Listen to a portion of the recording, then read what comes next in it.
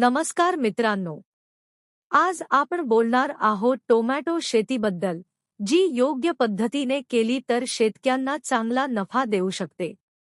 सर्वप्रथम आपण पाहूया जमिनीची निवड. टोमॅटो पिकासाठी हलकी ते मध्यम काळी जमीन उत्तम असते. जमिनीचा 6 ते 7 दरम्यान असावा. चांगली निचरा व्यवस्था असलेली जमीन निवडणे खूप महत्त्वाचे आहे. आता बोलूया लागवडीच्या हंगामाबद्दल. टोमॅटो वर्षातून 3 वेळा लावता येतो, खरीप, रब्बी आणि उन्हाळा. पावसाळ्याच्या आधी आणि नंतर लागवड केल्यास उत्पादन चांगले मिळते. बियाण्यांची निवड ही खूप महत्त्वाची आहे. उत्तम दर्जाचे आणि रोगप्रतिकारक वाण निवडा. उदा. हायब्रिड वाण घेतले तर उत्पादन जास्त मिळते.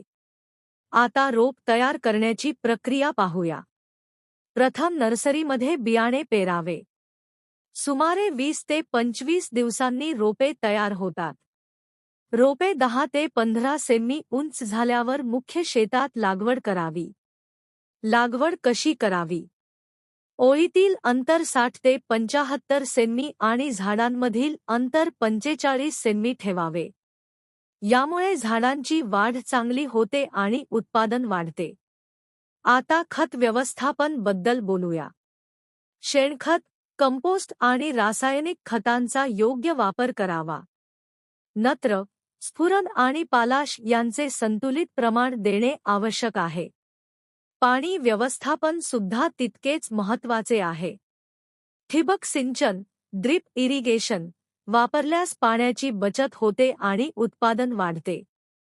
जास्त पाणी दिल्यास मुळे सडू शकतात, त्यामुळे संतुलन ठेवणे गरजेचे आहे. आता तण नियंत्रण आणि रोग व्यवस्थापन पाहूया.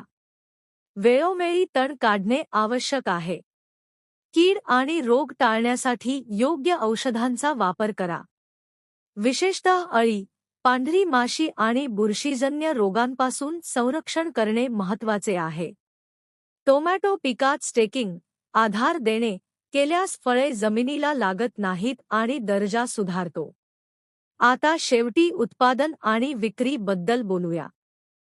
लागवडीनंतर साधारण 60 ते 70 दिवसांनी फळे येऊ लागतात. टोमॅटो लाल आणि कडक झाल्यावर तोडणी करावी. योग्य बाजारपेठ निवडल्यास चांगला दर मिळू शकतो. मित्रांनो, जर तुम्ही योग्य नियोजन आणि काळजी घेतली तर टोमॅटो शेतीतून चांगला नफा मिळवू शकता. धन्यवाद. अशाच शेतीविषयक माहितीसाठी आपल्या चॅनलला जरूर फॉलो करा.